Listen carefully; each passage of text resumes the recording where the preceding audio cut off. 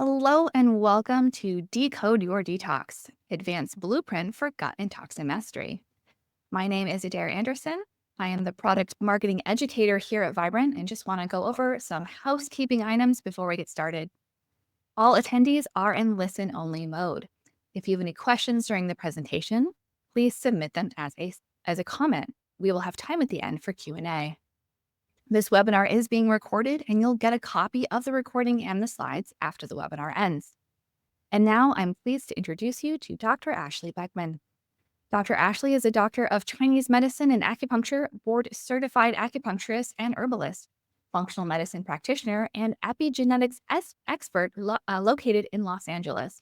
She received her doctorate in healthy aging and longevity and wrote her thesis on epigenetics, the study of how our genes are affected by our diet and lifestyle. During her last 10 years as an acupuncturist at Dr. Sorum Kasala's busy functional medicine practice in Beverly Hills, Dr. Ashley performed over 50,000 treatments. Her current she currently practices virtually in Malibu, California, and she specializes in root cause medicine, cellular detoxification from mold, Lyme, and environmental toxins, hormone balancing, and epigenetics. She also co-founded Golden Path Alchemy, an organic skincare company based on the principles of traditional Chinese medicine. Take it away, Dr. Ashley. Thank you so much. I'm so excited to be here talking about some of my favorite topics. So again, this is a little bit about my background, but what I love to do again is kind of weave together traditional Chinese medicine, functional medicine principles and epigenetics. And so I create customized protocols for my clients and I utilize a lot of Vibrant America testing as well. So we want to make sure and cover things that we hear about, obviously, for the gut, because this is very critical.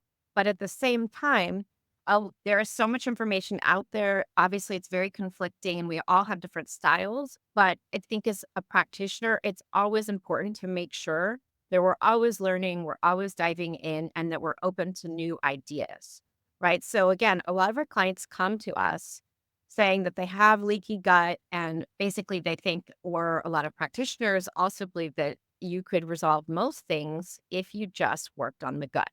So I'm someone who, again, I'm not full terrain theory and I'm not full pathogen, but I think we need a blend because, again, these pathogens can be very strong and they can create a lot of issues. So we just want to make sure that we are kind of always looking at this and thinking maybe some of the things that we've been taught might need some updated information.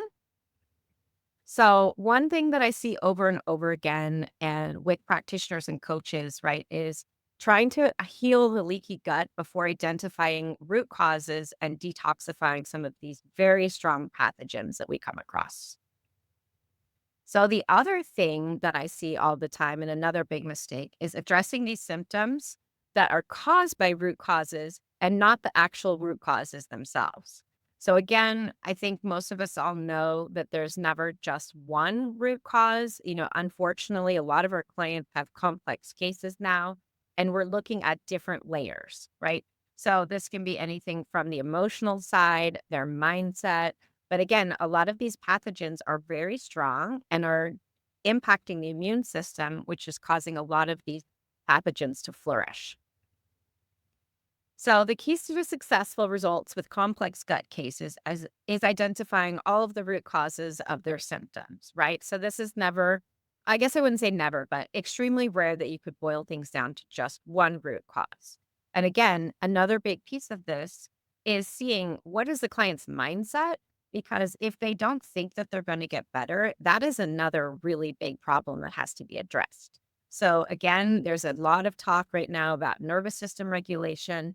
And again, this is extremely critical, but I don't see, at least clinically, that you can solve every single issue with just nervous system regulation, right? So it's a huge piece of what we have to address, but I still work on the pathogens as well.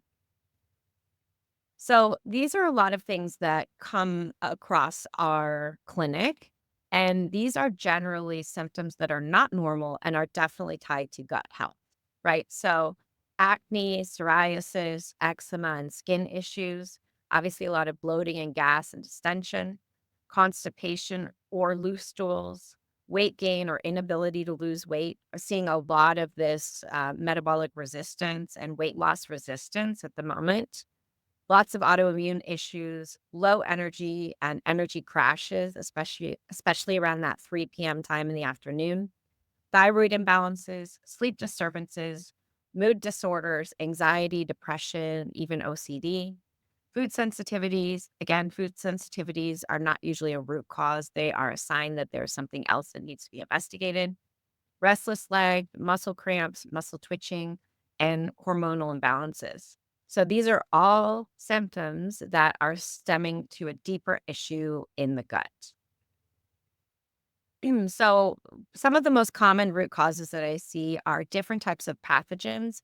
And again, these are not organisms that are exactly normal in the proportions that we're seeing to the human body, right? So mold is extremely detrimental to our system, especially because it doesn't really discriminate on what pathway or organ that it can affect. Parasites can be a very big issue. Pathogenic bacteria, Lyme and co-infections, and then heavy metals and environmental toxins. So again, you can't really heal a leaky gut when you have a bunch of these different toxins that are causing a lot of issues. So again, it's very important just to make sure and address a lot of these layers because in general, so many practitioners and or marketing, right, is so focused on heavy metal detox or parasite cleansing. But what we see over and over again clinically is that most of us and most of our clients have some aspects of these in our system and it's all the different layers. And so that's why again I go through a roadmap of going through these different toxins with our client and then seeing basically, you can utilize the genetics to see if maybe mold might be a worse pathogen for them and then pair it with the testing to see what's actually going on for them right now. So these are things that a lot of times clients come to us for that are usually not root causes. Leaky gut, SIBO, SIFO. So the fungal overgrowth is huge with bacterial overgrowth, Candida, Epstein-Barr and other viruses, hormonal imbalances, and adrenal fatigue. Now, these are all downstream symptoms that are caused by deeper root causes. The thing is most of your clients will come to you with these issues, right? Or they believe that this is their main issue or their only issue. So it's really important to make sure and address these, but also explain to the client, right, why this is a downstream issue and what might be the actual issues that we have to work on first. And then this will take down these layers for them, right? So just for example, Candida. Candida is often flourishing when when there's also an overgrowth of other bacteria, but definitely if there's mold exposure, right? So when the mold is there, it allows other pathogens to flourish. And I see this with Candida on almost every single test. So that's again why I often run the mycotoxin test and the organic acid test, because then you get a really good picture of fungal overgrowth and just the fungal impact on the system. Again, a lot of clients come to me believing that Epstein-Barr is the root of all of their issues. And again, we have to see why is their immune system allowing the Epstein-Barr to replicate or why is it reactivated and what's going on there. The same hormonal imbalances. I don't often run a test to check on hormones until we've done a good about 3 months or so of looking at and detoxing other issues that can be throwing the hormones off, right? Mycotoxins affect estrogen, they affect cortisol, they can affect the thyroid and many other systems, but it will make the hormonal picture just look different than after we've addressed some of these for at least a minimum, I would say, of 3 months. Again, adrenal fatigue is pretty complicated, and we want to make sure and see what are some of these other things. Is it mitochondrial issue? What toxins and what lifestyle could be impacting the adrenals and the mitochondria, resulting in this extreme fatigue and burnout? So these are some common misconceptions around gut health. And again, we're going to see this with how your clients will be expressing their issues to you, And then again, we just want to make sure that we're addressing some of these deeper issues. But they might think, right, that you can detox the gut very quickly in a quick 30-day program or 6 weeks of just following one specific diet. They also, something that you see a lot is that you basically need to heal the leaky gut in order to detox it, or that you can just kill candida, bacterial overgrowth, and viruses. Again, this is a really complex microsystem within our body that needs to be balanced and addressed in a very specific way. I hear this all the time, and I'm sure you guys too do too, that parasites are the root cause of all of someone's symptoms. They could be a huge impact, and I see them as having a really important piece of the picture. And we do go through parasite cleansing very systematically and again, customized to the individual. But I don't see it as the only issue, right? Unless somebody has had like a trip where they got sick and they were never the same, of course, they're going to be a massive root cause. But having that overgrowth and having so many different parasites will lead to some other issues as well that we would need to address. Another thing that we see all the time that's not true is that you basically would only pick up parasites in a foreign country. We see this all the time that people just don't have a really good, clear picture that if they're eating sushi, if they eat salad or fruit or any kind of raw vegetables, that you can get parasites anywhere, or even just walking barefoot, right? Or walking through creeks and things like that. In our own country, of course, you can still pick up plenty of parasites. And the only other thing that I see a lot is that the people believe that parasite symptoms are all related to a lot of weight loss, loose stool, and malabsorption. So they can create quite a few other symptoms. And I see this manifesting on the skin a lot with eczema. And then, of course, just different issues, all the way from hormonal imbalances to headaches and joint pain and things like that too. So there are a whole lot of misconceptions around gut health. And again, a lot of this is educating your clients because they're reading things online, they're watching TikToks, they're watching Instagram reels, and a lot of people feel that they're getting a lot of good information, but none of it is really targeted to their unique case. So our gut is amazing. I'm always very fascinated with it because it basically is composed of trillions of microscopic organisms, right? So we have bacteria, fungi, viruses, and there's more bacteria in our gut than the cells in our bodies. So the bacteria is there for many reasons, and we have to have a lot of this ecosystem in place, just in the right amounts, right? So this is the bacteria helps us digest and absorb nutrients. We have a lot of probiotic organisms as well, and commensals that are bacteria that are normal to our flora, but they can become problematic if they're too high or too low, even if they're not pathogenic. But pathogenic bacteria is not necessarily normal to our flora. Those are some of the ones that are extra problematic. So thyroid hormone is also converted in the gut. So again, when we have some thyroid imbalances, we need to make sure and look at other issues. Of course, we're looking at iron and ferritin. We're looking at is someone's lifestyle, or are they doing a lot of cold plunging that's too shocking for their system? Are they also, how is their liver doing? Because the liver can also convert some of the thyroid issues and things like that. So again, it's never as simple as it seems. But and again, a lot of our hormones are regulated in the gut, and the neurotransmitters are made and converted in our gut as well. So leaky gut is something, again, it's very popular. It's widely spoken about. And again, most clients have heard of this terminology or intestinal permeability, and they believe that this is kind of the root of all of their issues, right? So leaky gut will also have a big impact on nutrient malabsorption. It plays a large role in autoimmune issues, food intolerances. This can reach and go through the blood-brain barrier and often leads to systemic inflammation. But we want to see, why is the gut responding in this way, right? Is it some of the food that they're eating? Are they different toxins, different microorganisms? But again, what's happening? And then we also will be looking at some biofilm issues. So trying to heal a leaky gut without detoxing is like trying to cultivate a healthy garden without clearing out weed, contaminated soil, and pests.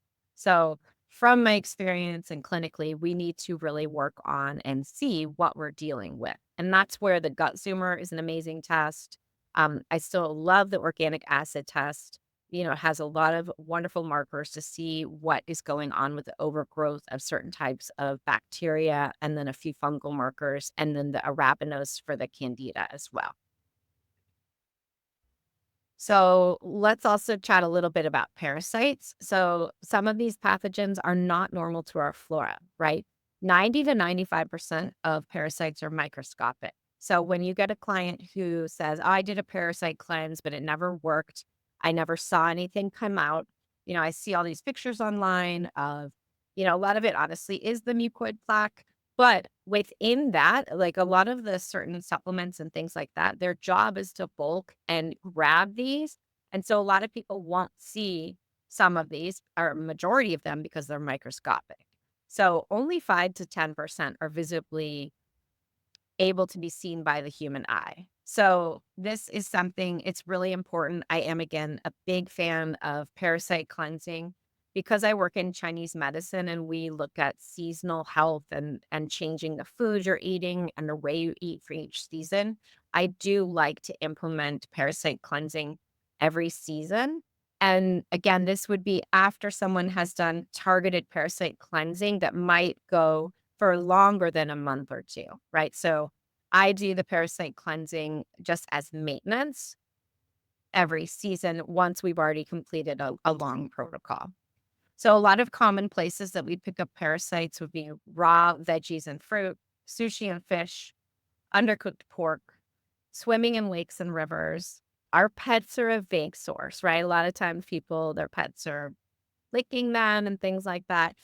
Sleeping in the bed. These are some activities that where you can get some parasites from your pets. Gardening, and then contaminated water. So we have a lot of other infections at play as well. So many viruses are a really big issue, right? Again, once we have our immune system functioning really well, a lot of these viruses will be latent or just not expressing symptoms in your client, right? But Epstein-Barr can be potentially a very big problem for a lot of clients. Cytomegalovirus, HSV. And again, there are a bunch of other viruses that we look for and check on. But again, it's a big layer that can be a big problem. But we want to look upstream and see what is allowing these viruses to replicate, right? Why is this such a big issue? We've seen this a lot with COVID in the last, handful of years. COVID has often reactivated a lot of latent viruses, including Lyme as well. But it's just something to see also what lifestyle practices do we have that could be suppressing the immune system and allowing these viruses to reactivate. So Lyme and co-infections are also something that can be very detrimental for the client.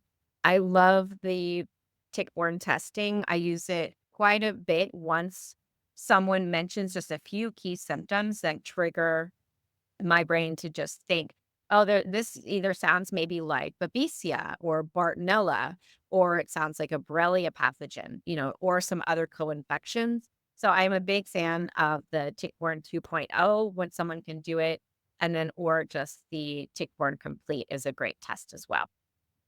So other pathogens that are a big issue could be H. pylori, E. coli, Klebsiella, Salmonella, strep a lot I see when I run either the Neural Zoomer Plus or just the infections panel, or if you run the panel that includes these viruses as well with the tick-borne 2.0.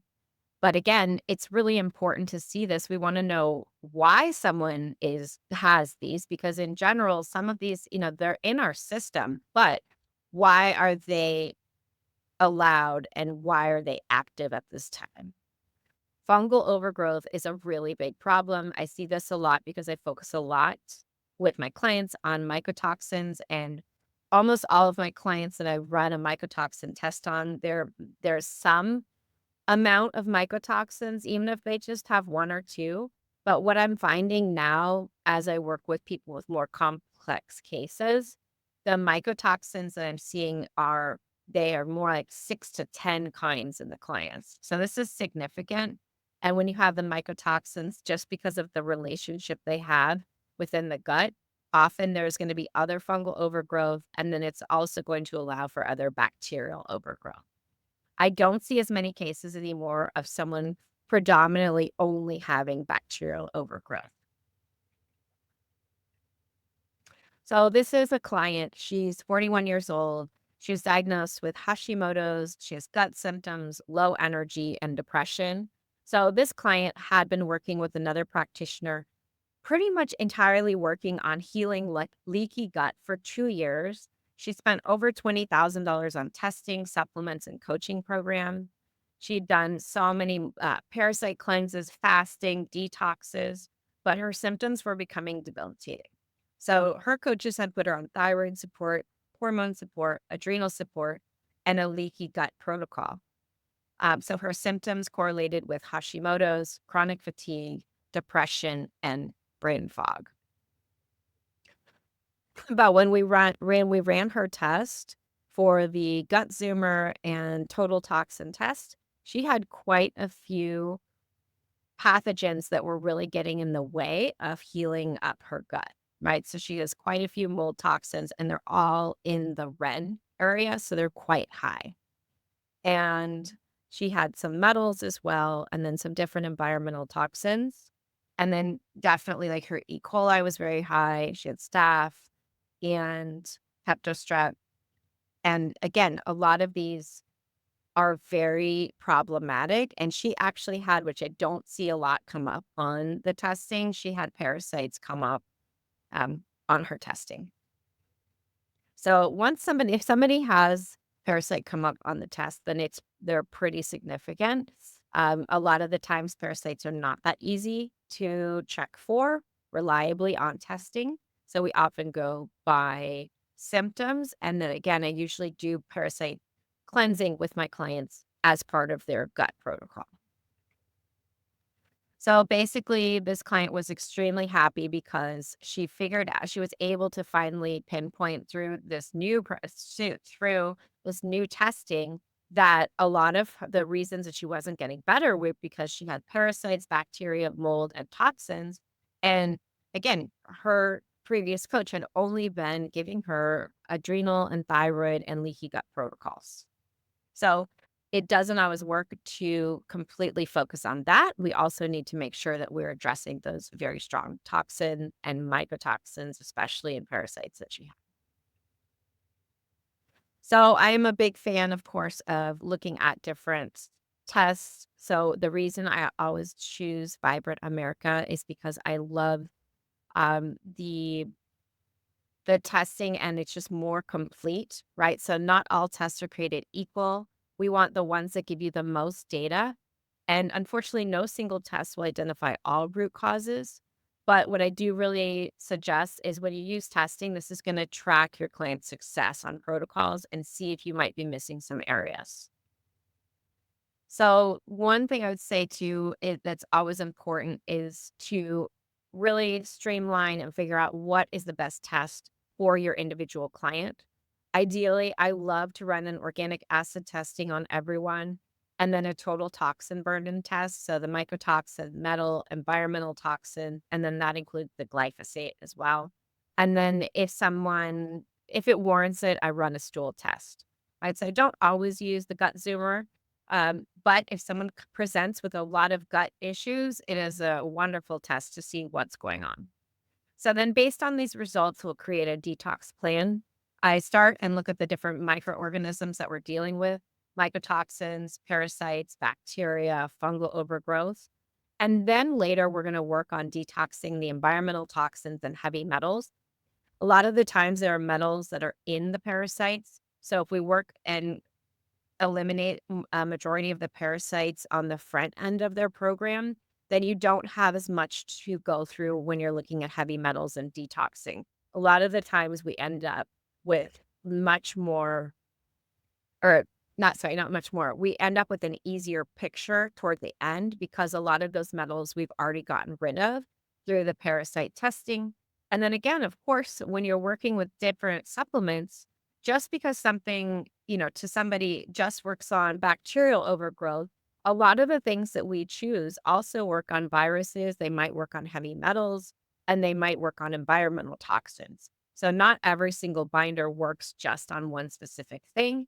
And then again, because I use Chinese medicine a lot of our herbs, of course, have multiple functions. And so you pick something very specific so that you're working on not as much as you can at once, but the best product for that client's picture, right?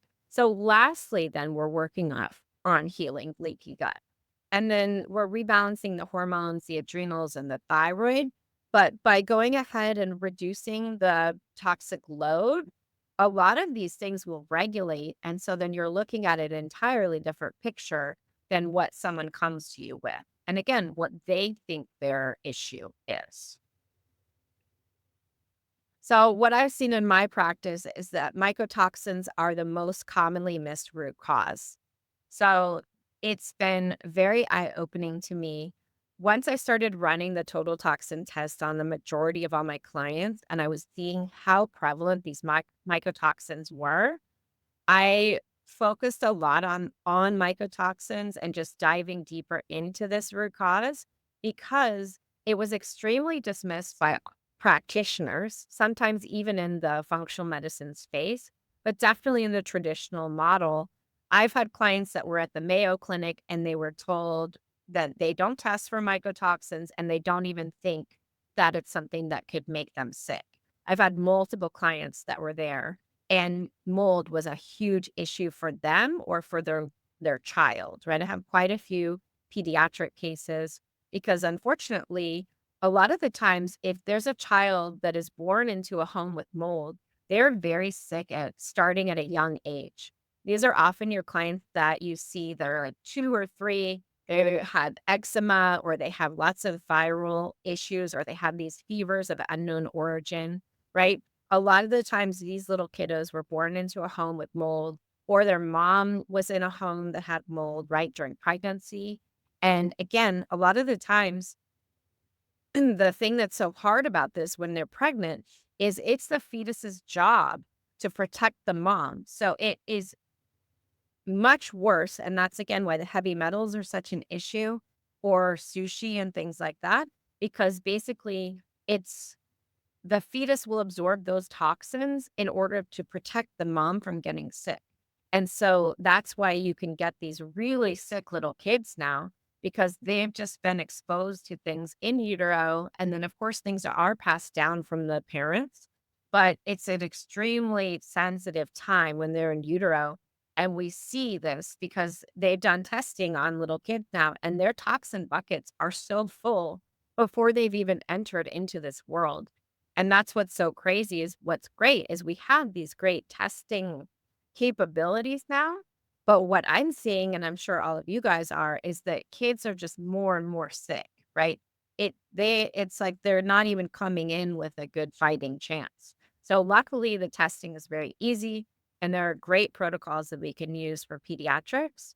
But I see this a lot. I see quite a few mycotoxins with the kids. And again, my specialty is more mold and autoimmune and so I'm seeing more mycotoxins even than the heavy metals. But when people focus on different client populations, right, or possibly like with autism or other issues, there can be a big presence of heavy metals too as part of the puzzle. But I've yet to see mycotoxins not be a very big issue for a child that is sick, starting if they're 2 years old or a year old. So it's really important that we test for that. So most people don't necessarily think that they've been exposed to mold, right? So these are questions that I ask my clients. Basically, do they drink coffee? Do they eat peanuts or peanut butter? Do they eat grains, especially rice, bread, cereal, corn? Do they have a front loading washing machine? Have you ever had a pipe leak, bathtub overflow, roof leak in your home? Do you live in a humid or warm climate? Have they traveled somewhere tropical? Do they struggle with chronic candida, SIBO, or Epstein-Barr? Again, those are the most common things that people come to me that they think are their biggest issue. And then we look and investigate if mold is there in their system. Have they struggled with healing leaky gut? And are they reactive to supplements, fragrance, and scents? So overall, these are some of my basic questions. I have a longer mold questionnaire that I also use. And the same, I have a really good mold resource guide. But it's really important to see what could be the cause. And then again, it's not necessarily easier on the body if someone has mold or mycotoxins that are from food versus from a water damaged building. As we know, unfortunately, schools are a huge problem with mold. Even in my daughter's school, if you just go into, if you have a child, I would always go and just look into their classroom and look up at the ceiling tiles. It's crazy how many of them, there's clearly has been some water intrusion or water damage. But again, dorms are extremely notorious for having mold. And it takes a lot for a dorm or a school to be uh, remediated. But again, often what happens is we hear of stories where a bunch of the teachers got sick and then that prompted some sort of investigation into looking into mold at that school. And so it's really critical to see and even just look up some of these different diseases and things that are associated with mycotoxins and mold exposure because they're very serious and a lot of clients have been exposed. So, what are mycotoxins, right? So, mycotoxins are the toxins that are coming off of the different types of mold spores. So, we have environmental molds, and these do not produce mycotoxins. This will manifest in your clients more of allergy symptoms, and they don't have the same long term side effects, right? So, this is where you would do traditional allergy testing to see if you are sensitive to mold. Now, toxic mold is when there are mycotoxins produced off of the mold spores, and this is coming from water damaged buildings or from food. And this is where we utilize mycotoxin testing, like what we do with the mycotoxin test. And this is, again, it's a very easy urine test. So it's really great for most ages and very simple. Again, a lot of times you can get some barriers to entry by the type of testing you're choosing, but a urine test is very easy to get your clients to do. Unfortunately, we can't tell from the testing generally if this is new versus old exposure on a first test, right? So I wish that we were able to check, 'cause then that would give us a great timeline. But mold can lie dormant in the body for many years, or some people can get sick immediately, right? So a lot of the times I have some people that were very, very sick with massive depression, OCD since they were a child. And if you go back into their history and talk to them, or sometimes they have to ask their parents, but a lot of times they remember having leaks in their home a lot as a child. Or I had one client who he had depression so bad that it was resistant to all treatment. He tried everything. He's been suicidal multiple times. And he moved from a house when he was 6 years old that was basically had to be condemned because of mold. And it was a beautiful home, but it had so many different water leaks and things like that. And I asked him when his depression started, and it started when he was 6. So that little boy had had mold in his system since he was 6 years old, and there never had been a correlation with him being depressed since he was 6. And that's an unusual diagnosis generally. We don't see that quite as often. But again, like I said, it's very sad because of seeing just more and more sick kids, especially with neurological issues, OCD, nervous tics. And again, what we want to do is just make sure to rule out what are the things that we're looking for. And I always run a mycotoxin test on them. So the other thing that's very important, right, is that a lot of the times when you're working with a client, we want to see if everyone in the family has also been exposed. Because if this is coming from their home, then more than likely that some of the other members of the household will possibly have symptoms. Now, what's kind of interesting is a lot of the times that I work with, mostly females, but I work with men too. The men in the house aren't often as sick, or they don't correlate their symptoms at all or feel like they have many symptoms, but it's usually the mom and one or two of the kids that are very ill. So it's a little bit difficult when you're running mycotoxin tests on the whole family and people come up with different mycotoxins, but the how the health of the whole home is a part of mold exposure. But again, if this is in someone's bedroom versus a living room versus a kitchen, it's a different situation, and sometimes this can just correlate with how much time one of the family members spends in the area there is mold, right? So there's just a lot of looking into this. It's very important. Again, you do want to have the home looked at and evaluated properly by an inspector because you don't want to just rely solely on a dust test or just an air sample test. So testing the home is a whole different situation, but the health of the home plays a big role in the health of the family that resides in that home. So again, as we all just go through life, we keep getting exposed to more and more different type of toxins. So we call this the allostatic load, right? So this can be mold exposure, environmental toxins, stress from work and school, lack of exercise, heavy metals, poor gut health, poor diet, poor sleep. So all of these things are really critical into kind of filling in our toxin bucket. So we do see that pretty much about 50% of homes in the US have some sort of water damage. So office buildings are also notorious for this, college dorms, school classrooms. It doesn't have to be visible to be creating mycotoxins, and mold will grow within 24 to 48 hours in the leak. So it's really critical to inform your clients of this so that if there's any sort of water issue in the home, it gets addressed quickly so that someone can come in and open it up and get it dried out properly, right? It usually needs to be contained. So the other thing that I hear all the time is, oh, there's no way there could be mold exposure in my home because I have a brand new home. First of all, they also might say brand new, and it could be within the last 5 years or so. So that's not necessarily brand new.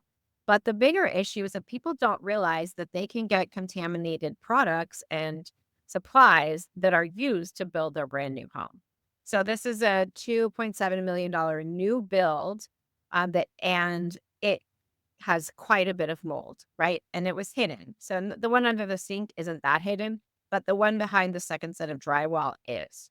So these clients, again, they thought because they had a brand new home that there's no way that mold could be an issue.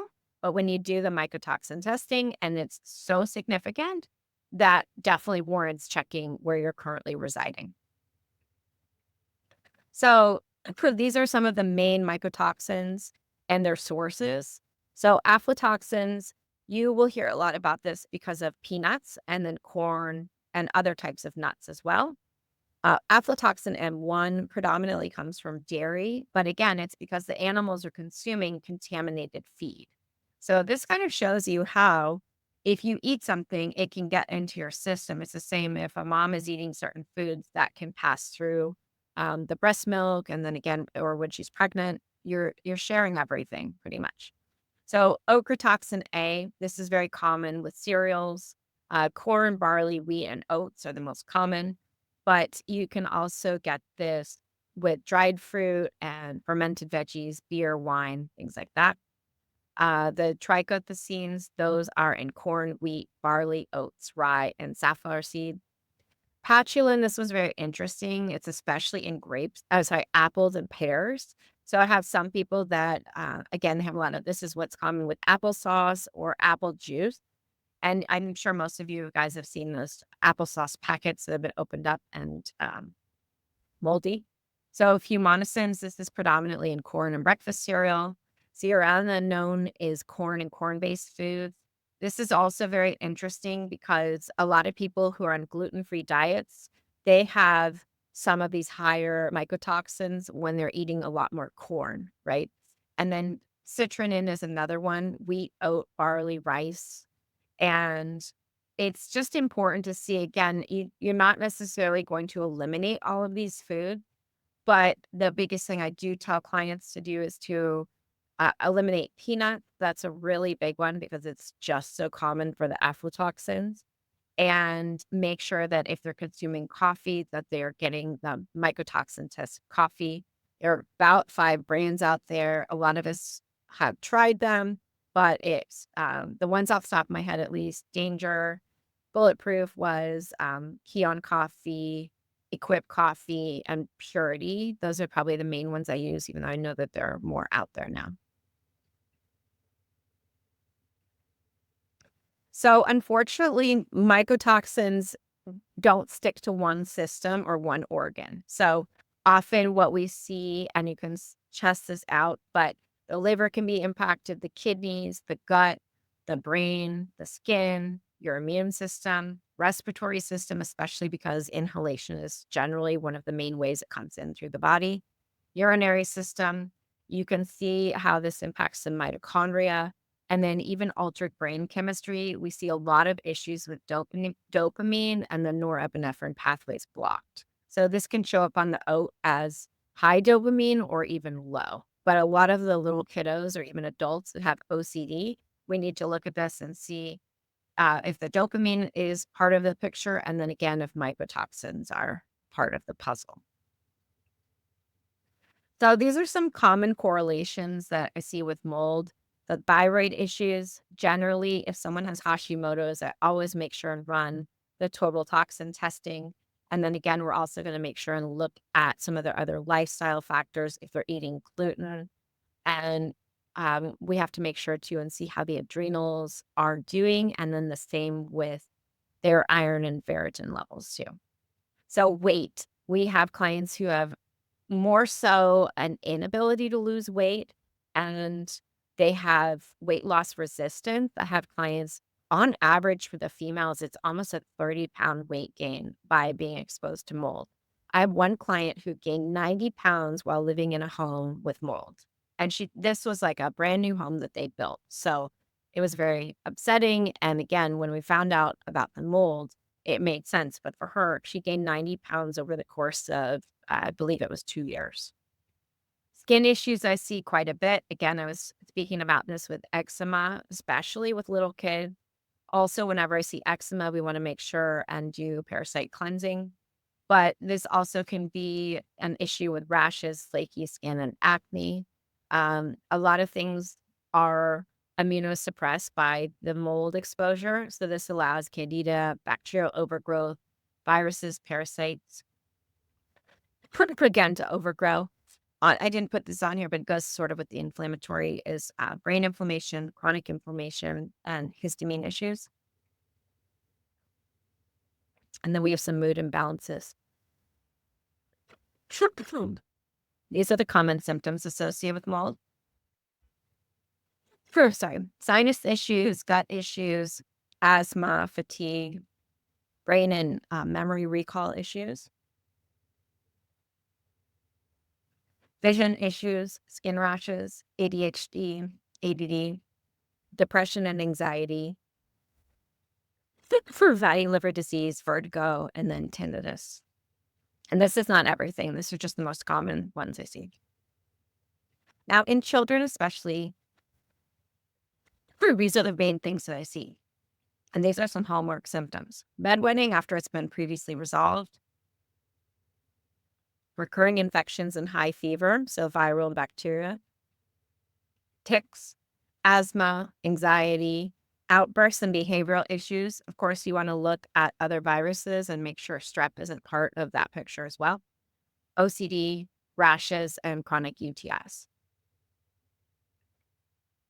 So these are some of the more standout symptoms that I see associated with mold. Frequent static shocks, restless legs, frequent urination and night and bedwetting, extremely sensitive supplements, a diagnosis of Hashimoto's, eczema, chronic sinus infections, eye twitches, which of course you also want to look at minerals, chronic candida, Epstein-Barr virus, small intestine bacterial overgrowth, and then unexplained weight gain or stubborn weight loss. So again, most of us are always searching for the root causes.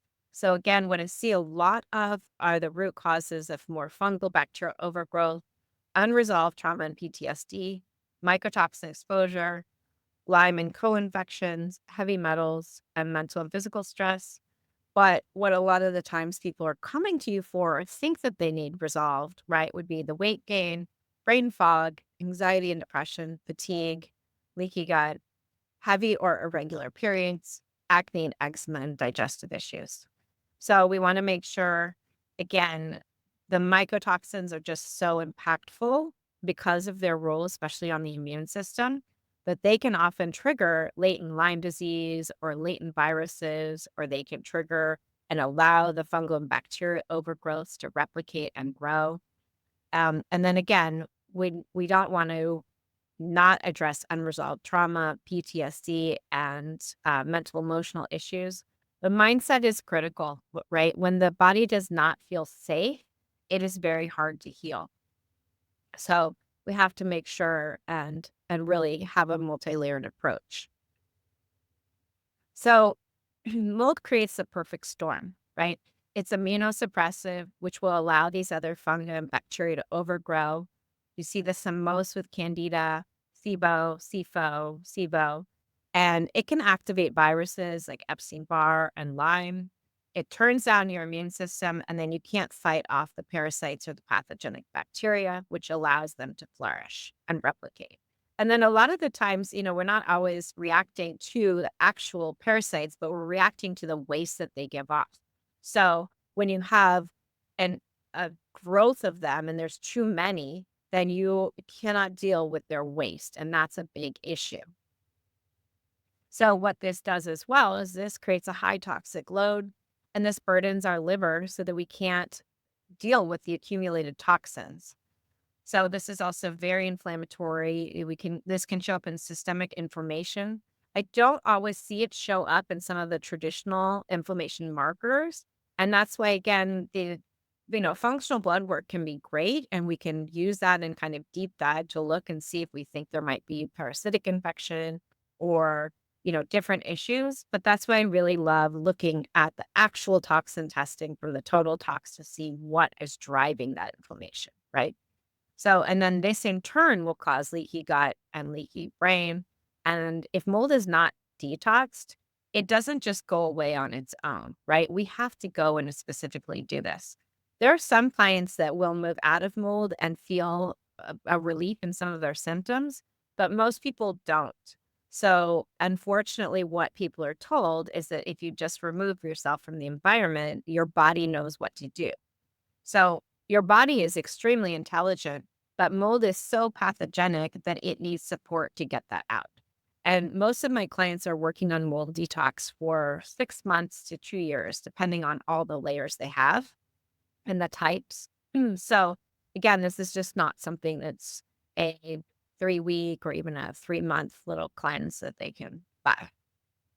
So, unfortunately, mold paves the way and others follow, right? So, we have our mold, we have the mycotoxin exposure, and this is going to lead, depending on the client, to leaky gut, candida and fungal overgrowth, Clostridium bacterial overgrowth, and then a reactivation of latent Epstein-Barr, other viruses, and Lyme. So, I see this all the time within my clients. Also, if someone is working with the Lyme population, you always want to make sure and see if mold is a piece of their health puzzle. So these are the common top diseases that we see associated with mold and mycotoxin exposure. Parkinson's. When you see Parkinson's, though, we always want to look and see what other neurological toxins can be there. There's heavy metals. And then especially if there are different pesticides and neurological issues, I always ask where they grew up. Are they around freeway? Were they exposed to different pesticides if they were in a rural area? So very, very important. Autoimmune diseases, especially MS, lupus, fibromyalgia. Again, still want to look at parasites and mold, especially for these, just because to see it over and over again. Alzheimer's, of course, you still want to look at some of the possible genetic predispositions, but we also need to look at blood sugar regulation, mold exposure, different heavy metal toxins, and even pesticides. cancer, infertility, and hormonal imbalances. You want to also look again, sometimes glyphosate can be a big piece of this. Um, and what could be impacting the hormones too. So we need, whenever we're looking at that in Chinese medicine, we have to focus a lot on the liver when you're dealing with the hormones and the kidneys. But you also want to see what toxins are possibly impacting that. ALS. Now, this is a big one. Has some clients with ALS. They have so many different layers, right? So there's often Epstein-Barr or other viruses, Lyme and co-infections, mycotoxin exposures, and then often a component of fungal overgrowth too. And then always look for pesticides too. And then their lifestyle. Sometimes it's just the profession they were in or toxin exposure as well. That's room for this. So also heart disease, ADD, ADHD, and then depression and anxiety. So again, we also want to make sure that just by identifying and detoxing these specific mycotoxins, this is not in any way treating, curing, or diagnosing any of these conditions, diseases, or pathology. So biofilm is something that's really amazing, right? This is something that is secreted by these pathogens in order to protect them from our pharmaceuticals, our antibiotics, even just any sort of interventions that we have. But biofilm is a big issue, especially with mycotoxins. So when a lot of the times people have sinus issues and you can have some mold exposure that has kind of lodged and staying in the sinus cavity, very important to use certain sinus rinses and different herbs that can go in there and help with that specifically, because you're going to be working with biofilm. So again, that's what biofilm can appear like in the toilet. So this is a 38-year-old who was diagnosed with lupus, Hashimoto's, gut issues, and low energy. So as you can see, she had quite a few, 5 different types of mold. And this is a really big issue for autoimmune. This is a 7-year-old who had severe food allergies, neurological tics, and was just a little bit slow in her development. So she had 4 different types of mold. And again, this is a little 7-year-old. So her system really didn't know what to do with this. So we want to make sure and also set expectations. With mold, this is a slow, gentle detox. We're looking at generally on average 6 months to 2 years. Doing more supplements and going faster is not always better. Also very important to make sure and stick with one practitioner's protocol. People are consuming a lot of information online. And again, that's not customized to the individual. And that's really, really critical. You're also going to be making sure, because you're going to be detoxing metals, gut infections, environmental toxins. So this is a long process if you want to do it properly and efficiently so that they really get sustained relief. The other thing is too is, there are lots of amazing other interventions that people can use, like hyperbaric or ozone. I am a big fan of red light therapy and sauna. But again, you want to tailor this to the individual, what their constitution is, how sensitive they are. And again, it's just best to go slowly and ease into things as opposed to needing to kind of backpedal because someone has had a herpes. So again, you're not treating any disease or specific pathology. And this comes up a lot, right? Once someone has been exposed to mold or they've had it in their home or they've gotten very sick, they're generally stuck in fight or flight. And because this is really almost attacked their home, they feel this is a huge loss of safety. So this can be a really big hindrance to getting better. I have a lot of clients who are now afraid of traveling because they might be exposed to mold in a hotel, or they're really nervous about going to Hawaii, for example, or somewhere tropical. They're often in chat rooms and Facebook groups that have they're basically, I wouldn't say they're fear-based, but they're not necessarily healing-based, right? So this can be a big issue for clients that hinders their process if they're constantly talking to other people all the time about their symptoms and why they're sick. and how sick they are. And then they're kind of, again, there can be some benefit to feel in a group and feel like you belong and that someone understands. But I talk to my clients about if they could really pick mostly talking to their practitioner, so myself, about their symptoms, and then maybe either their spouse or one person, but not just talking to everybody constantly about how sick they are, right? That is not necessarily going to help their process. And then a lot of people are so afraid that they start doing so many different things between coffee enemas and saunas and IVs. It's almost like they get overscheduled with their detox protocol and it becomes their whole life.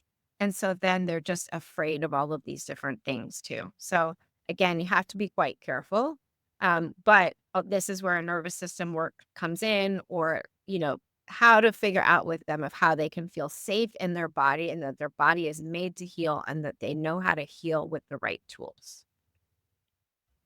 So again, I do love to look at the genetics a bit, and I want to come at it from that your genes are not your destiny. They are your greatest opportunity. They are really here to help you.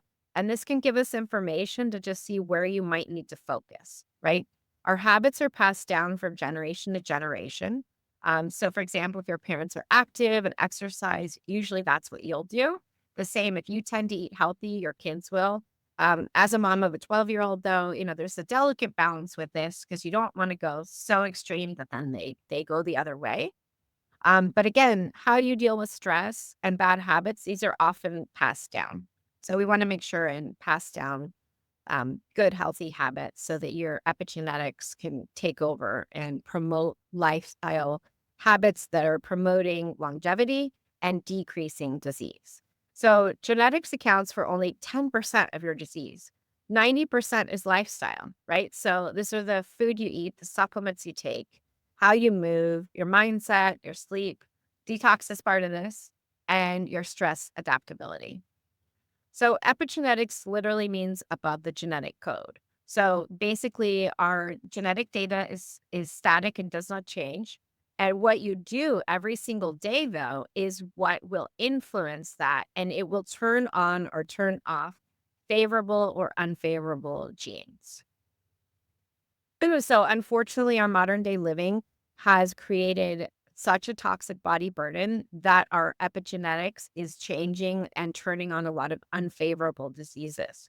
So pesticides, heavy metal, stress, overscheduling, desk jobs, contaminated food and water, and biotoxins and chemicals are all creating extra stress that are impacting our genes. So, because we practice root cause medicine, we're looking at all of these factors and helping our clients with daily practices that we'll use as data and input for your epigenome. So, root cause medicine, again, this is basically what most of us practice, and we are utilizing this information to create favorable genetic expression for our clients. So you can now test the genetic susceptibility to mold, metals, Lyme, autoimmune issues, inflammation, and Alzheimer's. Quite a bit more, but this is kind of where I focus. 25% of the population is potentially more sensitive to mold. This is the HLA-DR gene. Doesn't mean you cannot detox from mold. It just makes it so you're way more sensitive to it and you need extra help. So I also have many symptomatic patients that don't carry this gene variant. So they talk about it and call it the dreaded mold gene. It just is going to make you much more susceptible to SIRS and biotoxin illness. These are some of the main detox genes that we look at and the pathways that they can help with. So DAO is histamine, interleukin 6 for inflammation, GST for glutathione, CYP, how we detox chemicals, COMT for neurotransmitter breakdown, MTHFR for methylation, CBS for glutathione, MAO for neurotransmitters. These are some of the top supplements I use for detox optimization: glutathione, methylation support, vitamin D, mineral balancing, and then liver support and targeted binders. These are some of the supplements that I utilize. Again, this is more like on the optimization side, and liposomal curcumin, resveratrol, Sulforaphane, I use Brock shot, or you can eat broccoli sprouts, but you'd have to eat quite a bit. It was senolytics, vitamin A, D, C, EK, methylated support, minerals, and then EGCG. I'm a big fan of drinking matcha because you're consuming it in its full state. So you can also use the toxin genetics test, which I love. And this is going to help basically just kind of see some potential roadblocks in the detox journey for your client. But it's also really important to, customize the herbs and supplements based on the genetics. You can look at the nutrition. There's some detox protocols that I use, but I always pair this with the functional testing. We have meditations and visualizations, yoga, nervous system regulation, and tools for tracking your HRV, like your Oura Ring, Garmin, Whoop. So again, I put all of these things together for my clients. I utilize the Vibrant testing all the time, and then I pair it with the genetics, and then I look at it through a Chinese medicine line. So if you have any questions, please let me know. Thank you for that wonderful webinar, Dr. Beckman. That is it. Thank you, everyone who joined today, who stayed till the end. Again, this will be sent to you, both the recording and the slides. And until next time, have a vibrant day. Take care, everyone. Thank you so much.